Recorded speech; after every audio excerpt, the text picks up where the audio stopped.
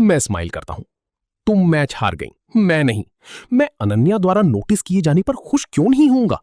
तुम्हें काफी special feel हो रहा होगा, वो कहती है। मैं एक धीमी हंसी हंसता हूं। क्या बात है, अपसेट हो कि उसने तुम्हें नोटिस नहीं किया? ये बात उसे चुप करा देती है। वो आग बबूला होकर वापस मुड़ जाती है। थोड़ी देर बाद रिया, कबीर और नेहा के साथ वापस आती है। रिया अपनी सीट पर बैठ जाती है। मैं उसकी तरफ एक नजर डालता हूं। मैं इसे फील कर सकता हूं। रिया का गुस्सा उबाल पर पहुंच रहा है। वो अनन्या से हारने के बाद हमेशा ऐसी ही होती है। मैं पहले उसके पीछे होकर उसकी फ्रस्ट्रेशन शेयर करता था। अब मुझे ये बस फनी लगता है।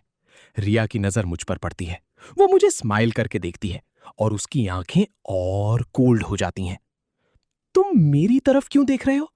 मैं कहता हूं तुम्हारी स्किल्स काफी नहीं थी, वो मेरी गलती नहीं है। रिया मुझे वापस घूरती है। वो हार गई और एक भी सांत्वना के शब्द की बजाय मैं यहां बैठकर उसका मजाक उड़ा रहा हूं। ये उसे बहुत चुभता है। पहले जब भी वो अनन्या से हारती थी, मैं उसके लिए चीजें खरीदता था, उसे गिफ्ट्स लाता था, उसे उसके मूड से बाहर निकालता था, उसे बताता था कि वो हर मायने में अनन्या से बेहतर है। अब मैं ही इसे और बुरा बना रहा हूं। बेल बजती है। मैं जल्दी से अपना सामान समेटता हूं, खड़ा होता हूं और बाहर निकल जाता हूं। मुझे जाते देख रिया भी खड़ी हो जाती है। वो अपना सामान उठाती है और पीछे पीछे आती है। वो तेज चलती है। कबीर उसके साथ नहीं चल पाता। मैं मुश्किल से सीढ़ियों तक पहुंचा हूं कि रिया ठीक मेरे पीछे है। मेरा हाथ पकड़ती है। मैं मुड़ता हूं और उसकी तरफ देखता हूं। तुम क्या कर रही हो रिया? रिया मुझे घूरती है। आंखें लाल हैं। मैं रुक जाता हूं। वो खुद को मुश्किल से संभाल पाती है। क्या तुम सच में अनन्या के साथ रहने की प्लानिंग कर रहे हो? ये सवाल मुझे कॉट ऑफ गार्ड कर देता है। उसे पहले कभी इन चीजों की परवाह नहीं होती थी। उसे क्या हो गया है? जिस तरह से वो मुझे देख रही है, जैसे मैंने ही उसे धोखा दिया हो। मैं अपनी कलाई से उसका हाथ हटाने के लिए आगे बढ़ता हूं, लेकिन वो कसकर पकड़े हुए है। मैं अपनी हंसी नहीं रोक पाता। क्या मैं वो नहीं था जो तुम्हें सफोकेटिंग लगता था? तुमने कहा था कि मैंने जितने भी दिन तुम्हारे पीछे भागने में बिताए, वो तुम्हें एक नाइटमेयर की तरह लगते थे। ये बिल्कुल उसके ही शब्द थे, मेरे मरने से ठीक पहले। मुझे नहीं पता था, जब तक कि उसने ये कहा नहीं। वो सारा प्यार जो मैंने उस पर लुटाया, उसे उससे घिन आती थी। पता चला कि किसी को अपना सब कुछ दे देने से वो कीमती नहीं हो जाता। उनके लिए ये बस एक बोझ था। मुझे ये कहते सुन रिया फ्रीज हो जाती है। वो इस बात पर अड़ी रहती है कि उसने ऐसा कुछ कभी नहीं कहा। उसे इसका कोई मेमोरी नहीं है। ऑफ कोर्स मुझे पता है कि मेरे सामने खड़ी रिया ने वो शब्द कभी नहीं कहे, लेकिन इसका मतलब ये नहीं है कि उसने कभी ऐसा सोचा नहीं। मैं एक कोल्ड हंसी हंसता हूं। लेकिन तुम हमेशा मुझसे नफरत करती थी, है ना? अगर तुम मुझसे नफरत नहीं करती थी तो तुम हमेशा कबीर के साथ क्यों रहती थी? तुमने उसे वो चीजें क्यों दी जो मेरी थीं? मैंने तुम्हारे साथ इतना अच्छा बर्ताव किया और फिर भी तुमने मेरे साथ एक सर्वेंट जैसा बर्ताव किया। ये कहते हुए मैं कुछ आंसू निचोड़ लेता हूं। सच तो ये है कि मुझे अब रिया के लिए कुछ फील नहीं होता। जो कुछ भी मैंने सहा है, उसके बाद मेरे अंदर सिर्फ नफरत बची है। मैं ये सब एक बार जी चुका हूं। ऐसा कोई चांस नहीं है कि मैं उसे फिर से प्यार कर सकूं। लेकिन मेरी पिछली जिंदगी के आर्यन ने अपनी पूरी जिंदगी उसके प्यार के पीछे भागने में बिता दी, इस उम्मीद में कि वो उसे थोड़ा सा और प्यार दे देगी। और आखिर में उसके हाथ एक मिजरेबल किस्मत के अलावा कुछ लगा। जब भी मैं उस बारे में सोचता हूं तो एक गहरा खोखला दुख मुझे घेर लेता है।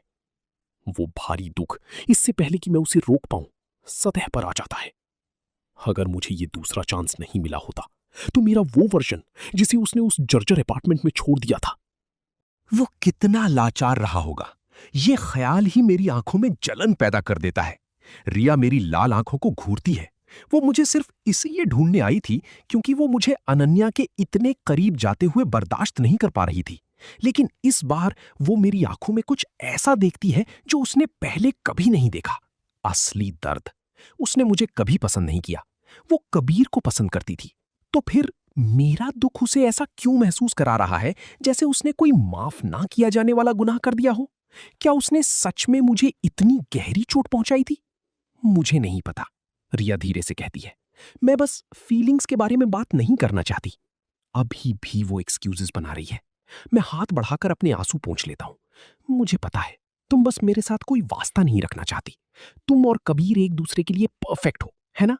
तो मैं अनन्या के साथ रहूं या तारा के साथ, इससे तुम्हें कोई मतलब नहीं होना चाहिए, है ना? वो कुछ और कहना चाहती है। मेरे रिएक्शन ने साफ तौर पर उसमें एक ऐसा गिल्ट पैदा कर दिया है जिसकी उसे उम्मीद नहीं थी।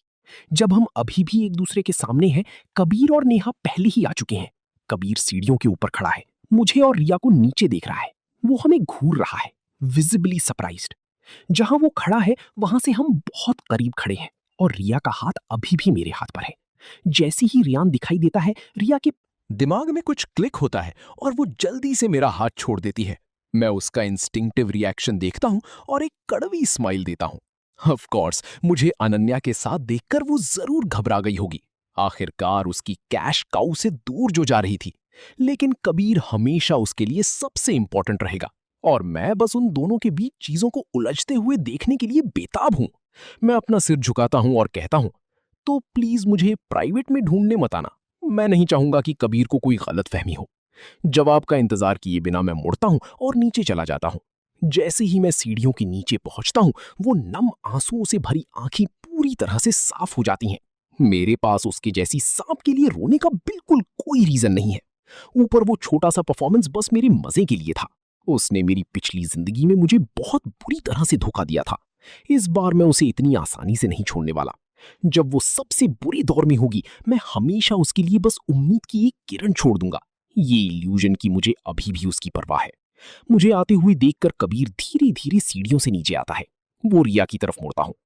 तुम दोनों के बीच असल में हुआ क्या? मुझे लगा मैंने अभी उसे रोती हुई देखा। मैं वापस जा रही हूं, रिया फ्लैट टोन में कहती है। वो इस मोड में बिल्कुल नहीं है और उसे कोई आइडिया नहीं है कि कबीर को ये सब कैसे एक्सप्लेन करे। मेरे अभी के बर्ताव ने एक बात साफ कर दी थी। मेरे मन में अभी भी उसके लिए फीलिंग्स है। ये उसकी कोल्डनेस थी जिसने मुझे अनन्या की तरफ धकेल दिया। शायद उसे मुझे कभी अपने आयरन के बारे में पता ही नहीं चलने देना चाहिए था। मैं मुश्किल से स्कूल से बाहर निकला हूं कि मैं अनन्या को चुपचाप गेट के पास खड़े मेरा इंतजार करते हुए देखता हूं। उसने अपने एथलेटिक वियर बदल लिए हैं और अब स्कूल यूनिफॉर्म में है। तारा उसके बगल में खड़ी है। वो दोनों शांति से इंतजार कर रही हैं। जैसे ही मैं दिखाई देता हूं, तारा मुझे सबसे पहले देख लेती है। वो अनन्या को कोहनी मारती है। तुम्हारा इंसान आ गया। उसकी आवाज सुनकर अनन्या मेरी तरफ मुड़कर देखती है। स्कूल ग्राउंड में भीड़ है और सबकी नजरें अनन्या पर हैं। उसे कोर्ट पर देखना एक बात है, उसे यहां इस तरह देखना बिल्कुल अलग बात है। उसे यूनिफॉर्म में तारा किसी तरह थोड़ी प्लेन लग रही है, लेकिन अनन्या पर वो simple clean uniform effortlessly stunning लग रही है।